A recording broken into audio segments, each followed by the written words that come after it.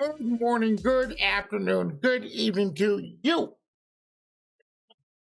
I'm Firebug. This is our channel, and I want to welcome you to a Humpy Hump Day episode of MMO Madness. How y'all doing out there in chat? And I am doing pretty good. Thank you very much. Thank you very much. Thank you very much. Thank you very much. Thank you very much. And we're looking good. And we're looking good, babies.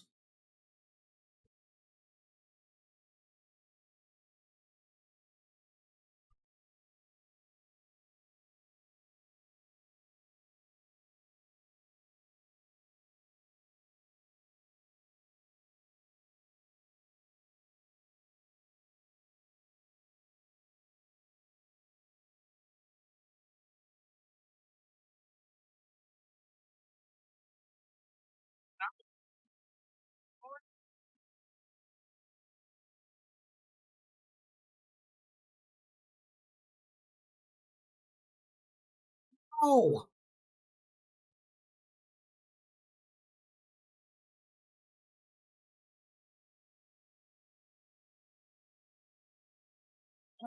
What's going on?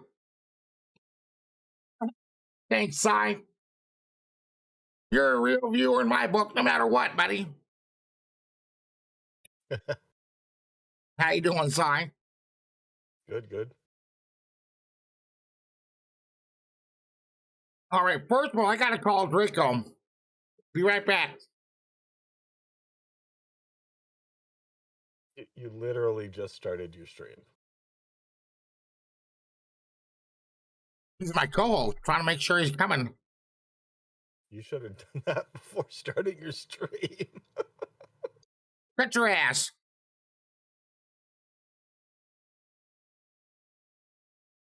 Oh, man.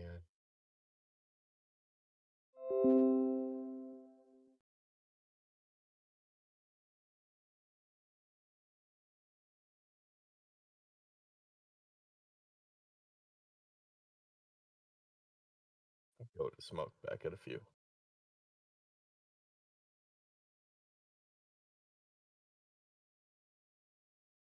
He's on his way. Cool beans. Beanios. What up, good people? Flash briefing. Let's do the flash briefing, and yeah, we'll do this. Computer, let's do it. Welcome to Plains. Let's hear the news and get right to the show. Here's your flash briefing. From the Gaming Observer.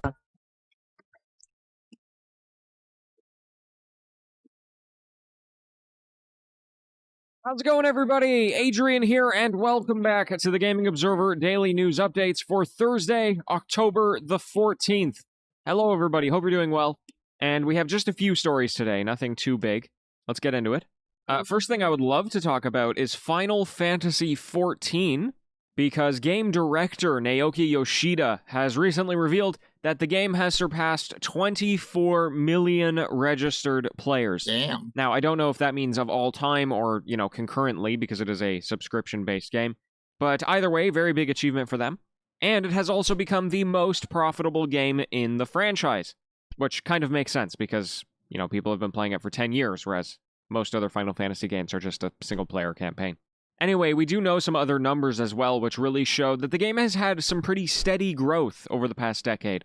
The game was first launched in 2010 and then re-released in 2013, and so we know that in 2015 they had about 4 million players, and in 2017, 10 million players. So they got the majority of their players in the last 5 years or so. And I think this is really, really cool, because Final Fantasy XIV is one of the greatest comeback stories in gaming history. When it first came out, it was both a critical and commercial failure, and they had to, totally redo the leadership team, and eventually the now director of the game took the game off of storefronts and relaunched it as A Realm Reborn, and turned it into one of the biggest MMOs in the Western market, basically right behind World of Warcraft. And I think definitely this year, and last year as well, it's even starting to get more momentum than WoW, which makes sense. WoW is much older, but I think it really speaks to the importance of quality and customer relations in games like this. World of Warcraft was losing a lot of players in droves because of many of their decisions, and the expansions for Final Fantasy XIV are, by all accounts, exceptional. Must-plays. I especially love celebrating stories like this because of things like, we talked about before, Destiny 2 vaulting some of their content, their paid expansions, they're just kind of making them unplayable, which is like, why you gotta do that? Look at what Final Fantasy is doing. They're succeeding.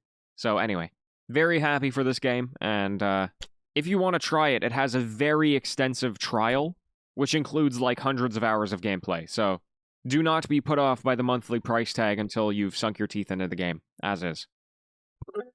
We have some information here from gamesindustry.biz about the recently released Nintendo Switch OLED model, which is like the little upgrade that they did. And at least for the UK market, it has actually started pretty strong. Aside from the holidays and major sales periods and the launch week of the Switch itself back in 2017, it's the best week in UK sales history for the Switch. And what is especially interesting is that it has outperformed the launch of the Nintendo Switch Lite by a significant margin. When the Lite came out, it did not sell as well as this did. That being said, that doesn't mean the Lite underperformed. It kind of had a long tail. The Lite apparently now accounts for around 20% of Switch sales in the UK, which is not insignificant at all. But anyway, despite the fairly minor upgrades that came to the hardware, it looks like their marketing paid off. It really helps that they released it alongside Metroid Dread on the exact same day, so it was kind of a combo package there. For anybody who was looking to pick up a Switch around this time, or was looking for an upgrade no matter how minor it was, or pick up a second one, I don't know. This was just a good opportunity to do that, so I do look forward to seeing what else Nintendo has in store for the console. I think there's a lot of very fun stuff they could do, because even outside of the OLED models, the Switch still sells like bonkers, so I can't imagine they're moving on too soon. And hey folks, outside of those two stories, there was not a lot in the world of video games today. The only other thing I'll mention here is that Monster Hunter Rise on PC now has a Steam demo. Of course, the game still doesn't come out for another 2.5 months, so this is very early, but at least you can give it a shot. Thank you so much for tuning in.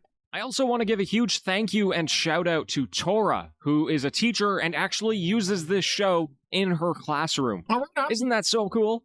So anyway, glad I could be of use. Shout out to you and your son, Connor. My friends, that's all the news for today. Back with it tomorrow. And until then, happy gaming, everyone. From History.com. Brought to you by American Express Business. American Express offers a line of cards to help take your business further. Because with needs like yours, you need a card built for business. Hello, and welcome to This Day in History. Here's what happened on October 13th. President George Washington chose the site and oversaw construction, but it was his successor, John Adams, who became the first president to live in the White House. Adams moved in 1800, 8 years after construction began, with the laying of the building's cornerstone on this day in 1792. The neoclassical mansion was designed by Irish architect James Hoban and built by a mix of enslaved people, free men, Irish artisans, and Scottish stonemasons. I got a fork. Surprising fact, the White House got its name because its white-gray Virginia freestone facade made it stand out from the red brick of many nearby buildings. Thank you. Washington had insisted its facade be made of stone, which he considered grander and more fitting of the American president than bricks. Also on this day in history, in 1775, the Continental Congress authorized the creation of America's first Navy, and in 1967, the American Basketball Association debuted. That's all for today in history. Tune in tomorrow to learn a little bit more about the world around you. And of course, have a great day. Spoken Layer. Sorry, video game of the day's updates are not available right now. In pop culture news. Let your geek side show. Pop culture news now. Hi, this is Andrew, and here are your pop culture headlines. New from Star Wars, Carl Weathers shared an update about Season 3 of Star Wars The Mandalorian. He confirmed that he'll start filming the 3rd season today. We'll see Grief Karga when Season 3 of Star Wars The Mandalorian premieres on Disney+. For fans of DC, Rocksteady Studios, the team behind the video game Suicide Squad Kill the Justice League, created a real-life phone number to call Amanda Waller, the team's handler. When you call, Waller gets furious at Harley Quinn for making prank calls. Suicide Squad Kill the Justice League will be released in 2022. Coming soon from Netflix, actor Henry Cavill shared a new poster for the second season of The Witcher. The poster shows Geralt in elegant chambers and armor with a caption that reads, "Destined to Protect." Season 2 of The Witcher will slash onto Netflix on December 17th. New from Mappa. Mappa released a new trailer for the second part of the final season of Attack on Titan. The trailer opens with Eren Yeager asking, "You've been waiting for 2,000 years, haven't you?" and then reveals new footage from the season. The second half of Attack on Titan's final season will premiere in Japan on January 9th. The first 3 seasons and part 1 of season 4 of the show are available on Hulu now. This has been your Pop Culture Headlines, presented by Sideshow, where pop culture is our culture. For a closer look at the Witcher poster, the Attack on Titan trailer, or any more ad-free pop culture news and content, go to geek.sideshow.com. Thanks for listening, and don't forget to let your geek side show. Sorry, Daily Fax's updates are not available right now. From Volley, here is fun facts. Hello and welcome to Did You Know? This is Sebastian. And this is Peter. And Peter, I heard you brought a great fact for everyone at home today. That I did. Lightning hasn't brought down a plane since 1963. Due to careful engineering that lets the electrical charge of a lightning bolt run through the plane and out of it. So it just like goes around it like it's not even there. Yeah, it just flows through the plane. Yeah. Flows so like through the plane like water. Yes, one must be one with the lightning. Read some Lao Tzu and applied it to their engineering models. Like pilot training. The electricity must flow through you like a leaf in the stream. It's like, but water and electricity don't. Okay, Lao Tzu, how does that work? Yeah, that doesn't really. You will figure out the engineering. Yes. I very complicated. Yeah, that's great. So it just it's like, good, very safe. I mean, that's like whenever you like ground something, dang just goes birds. Through. Yeah, come on, birds. What are you doing? Yeah, I mean, like it's pretty much like birds and pilot error at this point. Yeah, but I mean, imagine like when planes were first getting started. Everyone's got to be like Denzel in that movie. But I mean, like you got to be like, yo, you want to go up there where those like huge energy bolts. Yeah, it's like fine. Bang. Yeah, it's just like, yeah, we'll figure it out. You know, you're nervous? Okay, have a nip of whiskey. You'll be good. Yeah, that's right. He's just like, have a cigar. Like, sir, we're about to take off. Would you like some whiskey, sir? Yeah. Do like a double shot. Yeah, there's a lightning storm coming in. There is a lightning storm, but it's great that they figured that out because that just reassures me whenever I want to fly again. I'll just remember to think, oh yeah. My goal is to sleep from the minute we take off to the minute we land, so I don't have to contemplate that I'm flying in the sky. In a birdcage. So, do you prefer the aisle seat or the window seat? Sidebar question. It's arbitrary. I just fall asleep.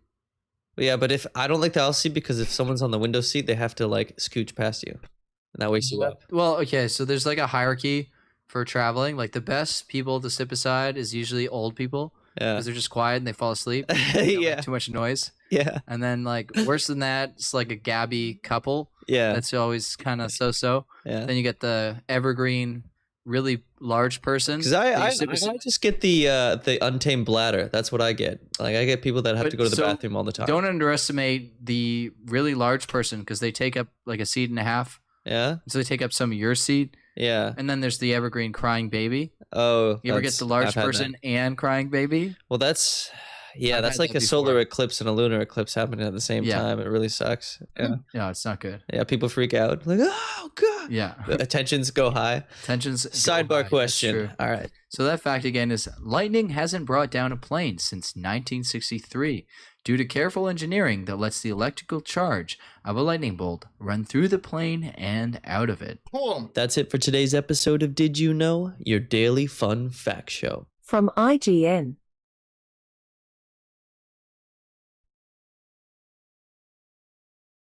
Hot. Brought to you by American Express Business. American Express offers a line of cards to help take your business further. Because with needs like yours, you need a card built for business. This is IGN. Welcome to IGN's Daily News Roundup. At long last, G4 will officially be making its return on November 16th, 2021. In 2021, G4 will launch on not only, quote, the channel lineups of Verizon Fios, Cox, and Xfinity TV, end quote, but it will also stream on, quote, Philo and collaborate with Twitch on a multi-year promotional and commercial partnership through G4's official Twitch channel, end quote. Channel-specific content will also be featured on G4's social platforms and YouTube. G4 programming is set to be, quote, delivered through a first-of-its-kind 24/7 broadcast studio, end quote, which looks to also serve as a collaborative workplace and professional esports and gaming environment. G4's studio is located in Burbank, California, and is designed by Populous, the company behind Yankee Stadium, Red Bull HQ, and Esports Stadium Arlington. The official lineup at launch features the return of such classic shows as X-Play and Attack of the Show, alongside new shows like the weekly esports comedy series Boosted. The lineup will include things such as the geek culture variety show called Attack of the Show, as well as a return of X-Play, the video game review show that will cover AAA, indie, mobile, and VR, and retro games. There will also be a Dungeons & Dragons limited series in partnership with Wizards of the Coast, and the series will, quote, follow 4 campaigns with a mix of G4 talent, veteran D&D players, and celebrities for a new generation of D&D fans, end quote. At launch, G4 will see the return of hosts Kevin Pereira and Adam Sessler, esports personalities like Alex Golden Boy Mendez, Overly May, and Froskerin, WWE superstar Xavier Woods, aka Austin Creed, and more. Guardians of the Galaxy Volume 3 will follow through on a teaser from the end of the last film by finally introducing Adam Warlock in the third Guardians movie. Deadline is reporting that the next Guardians of the Galaxy movie will cast Will Poulter, Midsummer, Black Mirror Bandersnatch, as the character that was first teased at the end of 2017's Guardians of the Galaxy Volume 2. While Guardians 2's main villain was Ego, played by Kurt Russell, a plot in the movie involved the Guardians helping out then betraying an alien race known as the Sovereign, led by Aisha, Elizabeth Debicki. Humiliated by the betrayal, Aisha was last seen overlooking the creation of a perfect being named Adam that she will use to destroy the Guardians. How exactly Adam Warlock will be introduced in the third movie is being kept under wraps, and there's a good chance Adam Warlock will diverge from his comic origins. Adam Warlock was created by Stan Lee and Jack Kirby, though he has undergone some major revisions over the years. Originally an artificial being created by a group known as the Enclave, Adam Warlock has been reborn into the Marvel Universe numerous times as either a hero or a villain. He is typically more involved with the cosmic aspects of the Marvel Universe, meaning he's a perfect character for Marvel Phase 4, which has already introduced the multiverse, countless alternate timelines, and more. And that's IGN's Daily News. If you want more news on your favorite games and entertainment topics, make sure to visit us at IGN.com. You can also download our free app on your phone or console and subscribe to our weekly podcasts through the podcast service of your choice. Spoken Layer. From Adrian Simple. It is the TGO After Show. Hello and welcome. Hey, how you doing? Yeah, not much going on with me recently. Today at least was definitely like a day of recovery after what felt like a lot going on with Thanksgiving. Although I did not go outside, and I really should have gone outside. I need to really force myself to do that. I don't know if any of you are like me, but if you work from home, sometimes it's really hard to, like, just get out there. I finished up all my work, I was done, I had a little bit, an hour or two available to me, and I was like, should I go for a walk? And I went, nah, I don't feel like it, so I just scrolled on TikTok instead. And I don't think that's good for the brain. I could have at least, like, played a game or something, but if I was gonna play a game, it would have just been more Super Auto Pets. I have to start Horizon Zero Dawn at some point, and instead I'm obsessing over an auto battler that looks like a Flash game. Anyway, there's a few stories today that were not in the main show because, I don't know, I've said this a few times on the after show, but when it comes to the news show, I really want every story to be important. You know, I want the idea to be that you can listen and not feel the need to tune me out, unless you're especially not interested in a certain story, but, you know, I don't want to fill air just because I can. And so, there's these stories that tend to come around quite often. And, you know, not every day, but you'll hear about it every, once a week, every couple of weeks. Even once a month or every couple of months, it's just not interesting to just talk about it all that often. Let me explain. So, one of them is anti-cheat systems, or just cheating in general.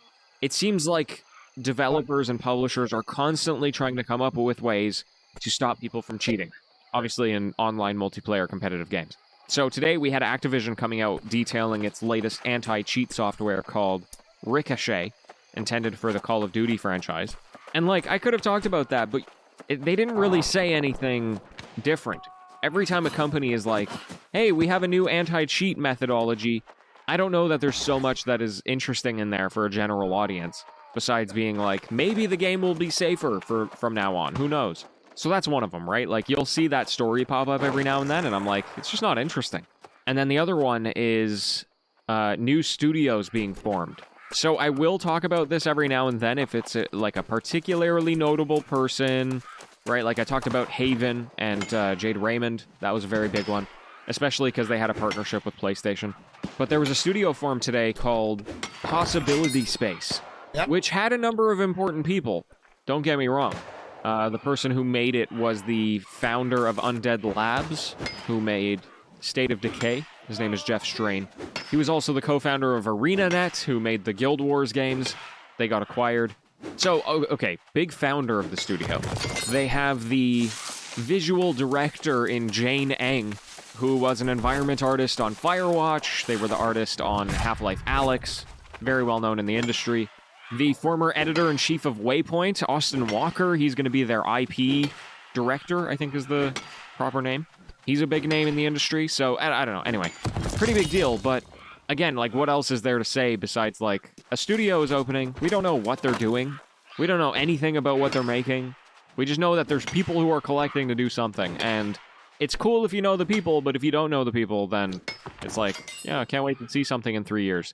I used to report on those stories. When it was a slow news day, I would say these, but I ended up doing it so often that I was just like, meh, it's not interesting anymore. Anyway, that's all for now. Thanks for tuning in. I'll chat with you tomorrow. Ciao. That's all for now. Well, that's all. Have a great time, all you amazing ducklings.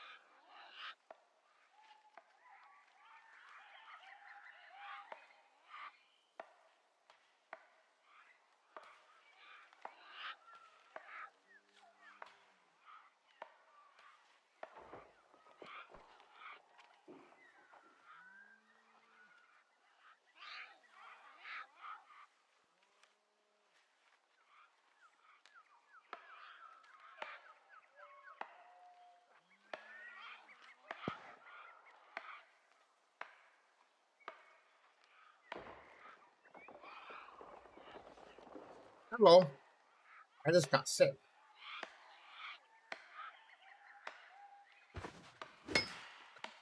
Yeah.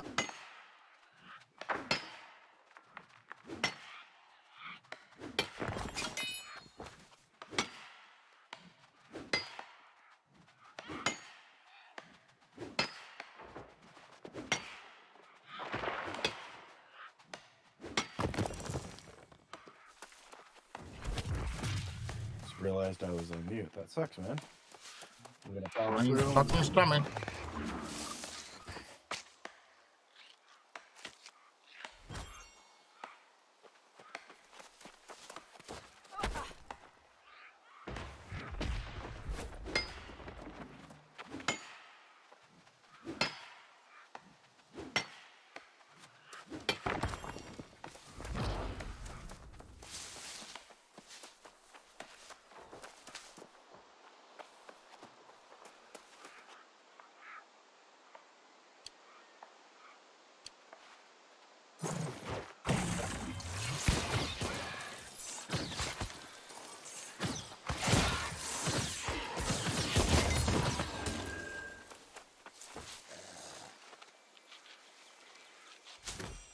What y'all doing out there in chat land?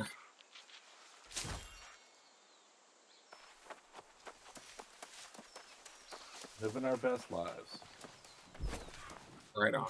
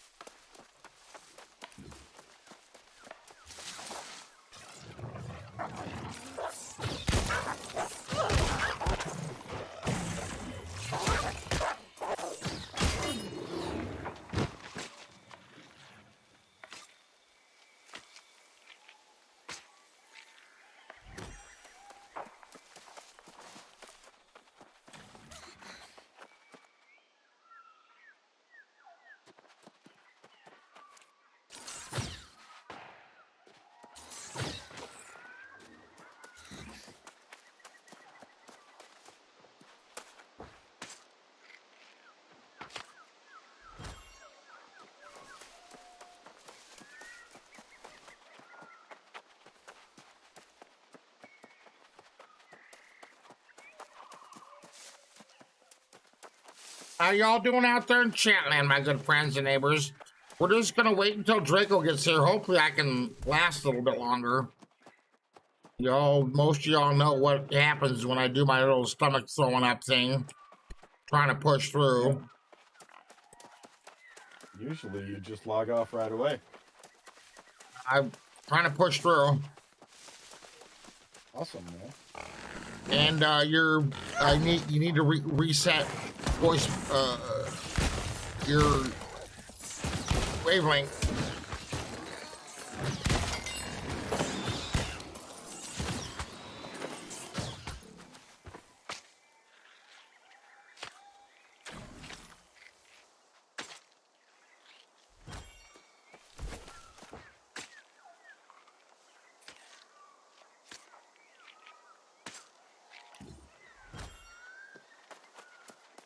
How's that? Same.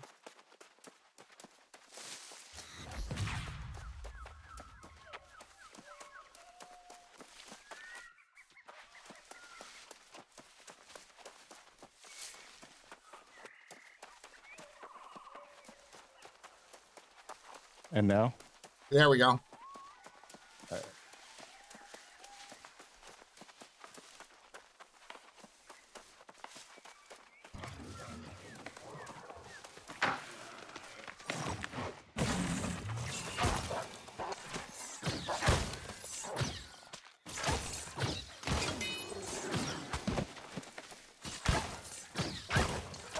Thank you for letting me know. Welcome.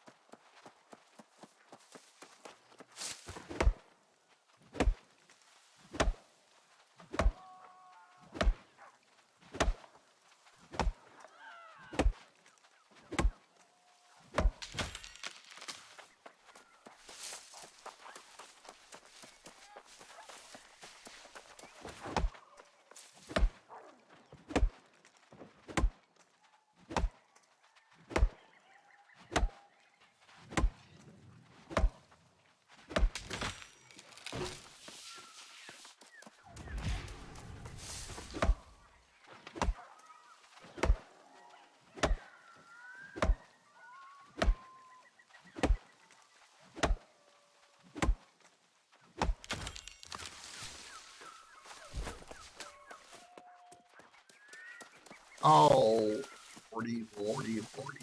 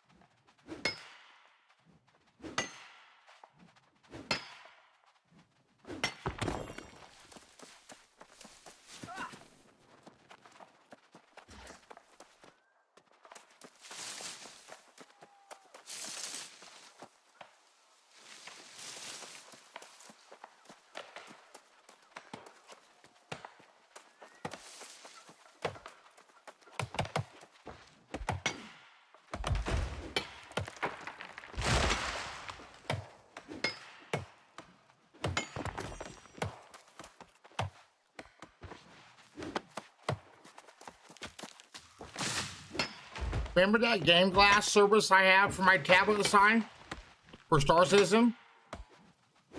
Yeah, vaguely. They now have.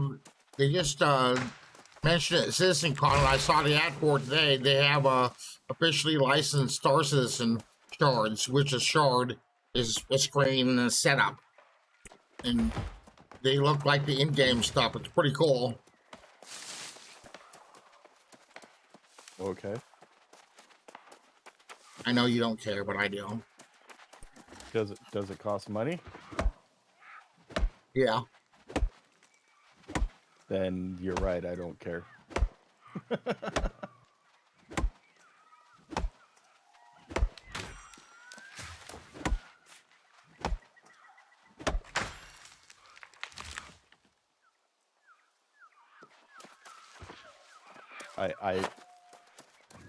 I honestly believe that the developers of Star Citizen should put a kibosh on that unless they're getting kickbacks for it. They are officially licensed. They are. Yeah. In that case, I'm now done with Star Citizen.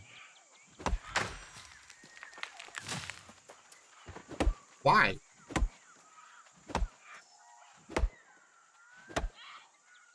Because they are profiting off of third-party stuff that should be free. Okay.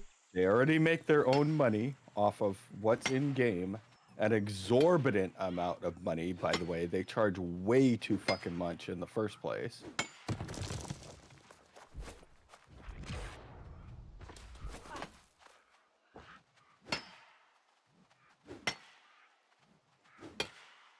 Why don't they just add like an in-game system to freaking I don't know. I just yeah.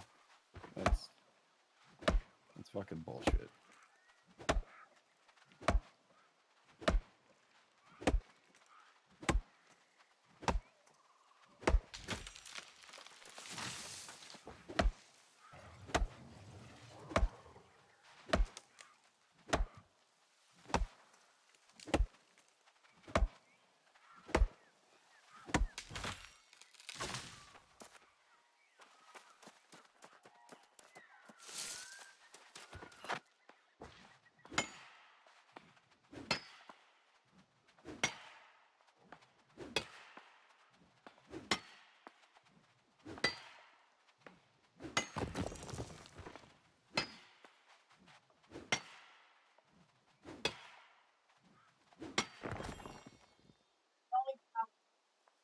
You just farted in my face.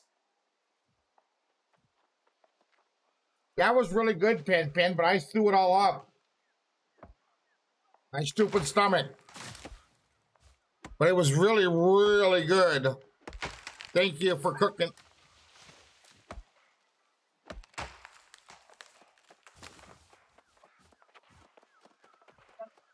Oh, shit.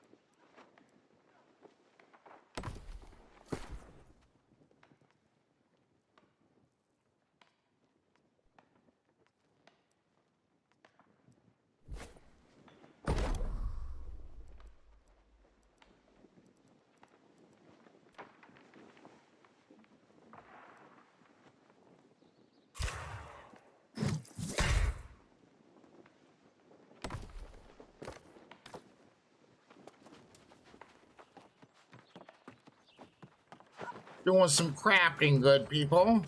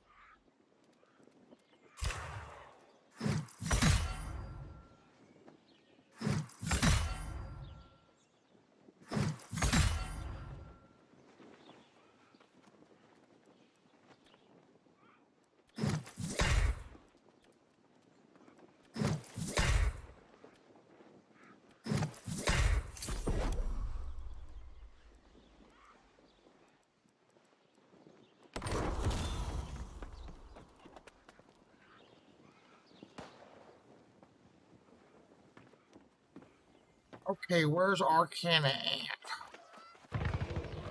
Is it over here? Yeah.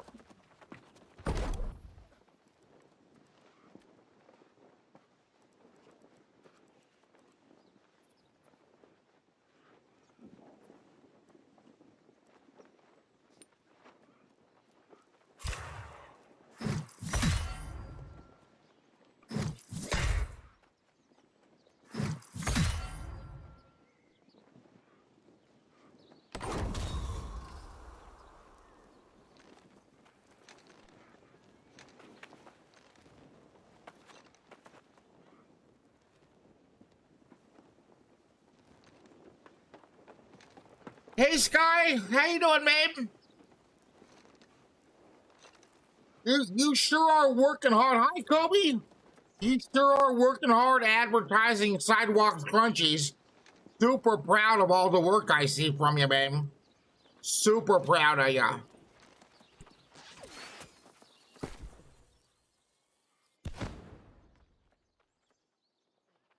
You're welcome, my dear. You keep it up. You're gonna be rich. Good deal. Yep, good for you. You're doing just fine.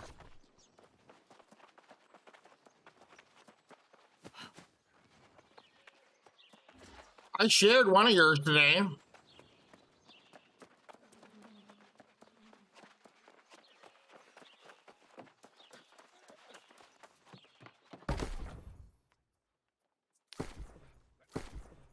You're welcome, my dear.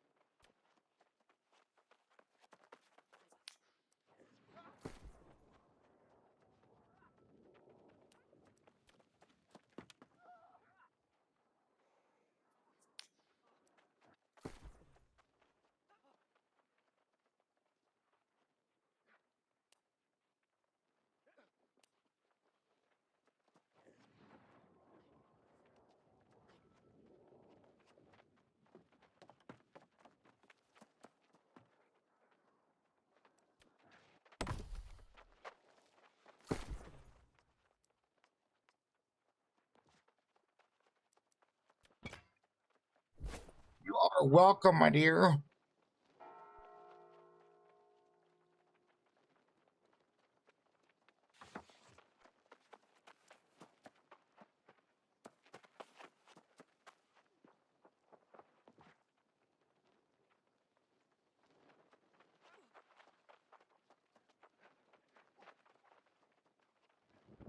This is New World, a brand new MMORPG. It just came out last week or the week before. Has it been 2 weeks already? Yeah, just recently. Become wildly popular and super fun.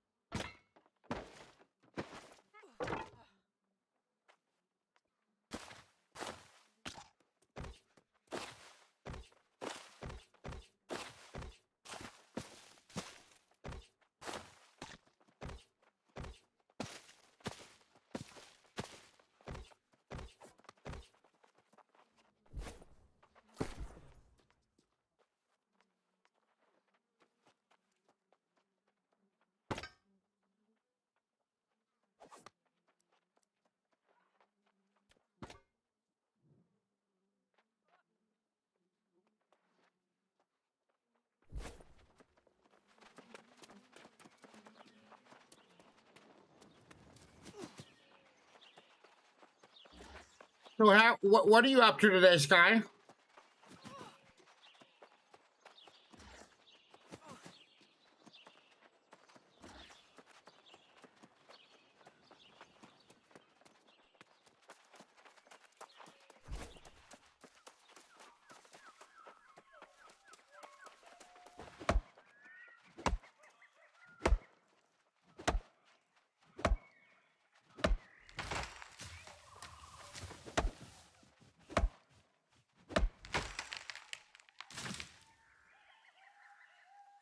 What? Oh, math assignment. Oh, okay.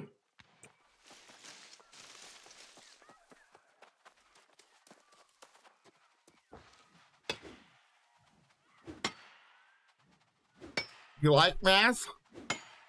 Nobody likes math. Excuse me? Well, you're a weirdo, but I still love you. There's a lot more of us in the world than I think you believe. Math is science, dude.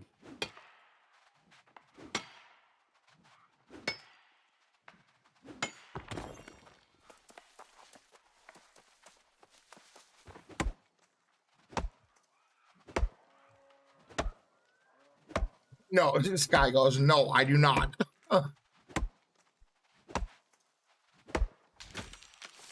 Do not what? Like math. Not for everybody.